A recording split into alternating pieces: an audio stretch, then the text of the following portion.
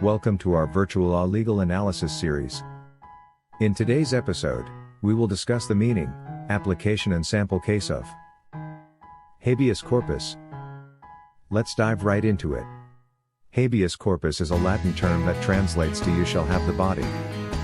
It is a fundamental legal principle that protects an individual's right to personal liberty by preventing unlawful detention or imprisonment.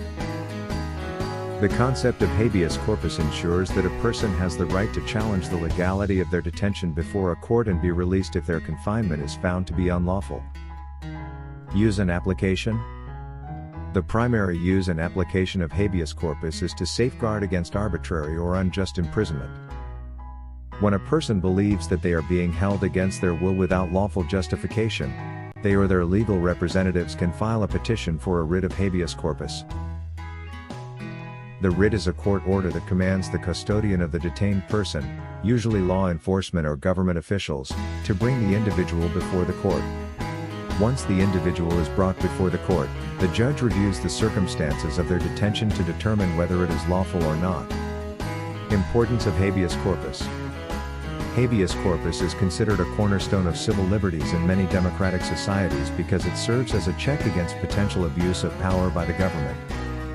It prevents authorities from arbitrarily detaining individuals without proper legal grounds and provides a fair opportunity for the detained person to challenge their detention. By upholding habeas corpus, societies protect individual freedoms and ensure that the state cannot infringe on citizens' rights without justification. Sample case. Let's consider a fictional example to illustrate how habeas corpus might be applied. Case: John Smith vs. State of Liberty. Scenario: John Smith, a law-abiding citizen, is arrested by the police on suspicion of theft.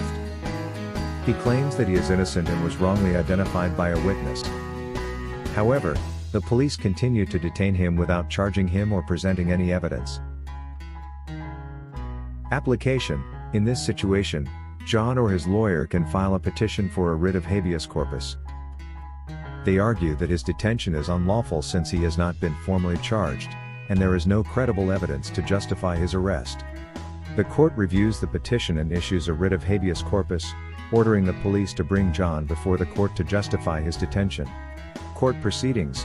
During the habeas corpus hearing, the police must present evidence and provide a valid legal reason for John's detention. If they fail to do so, the court may order John's immediate release since there is no lawful basis for his imprisonment. In this fictional example, habeas corpus is instrumental in safeguarding John Smith's rights and ensuring that the government follows due process before depriving an individual of their liberty. It also serves as a reminder to the authorities that they must respect the rule of law and provide sufficient evidence to justify an individual's detention. That's all for this episode. Stay tuned for more legal insights in our future episode. Remember, understanding landmark case helps us comprehend the intricacies of our legal system. See you next time. Like and subscribe.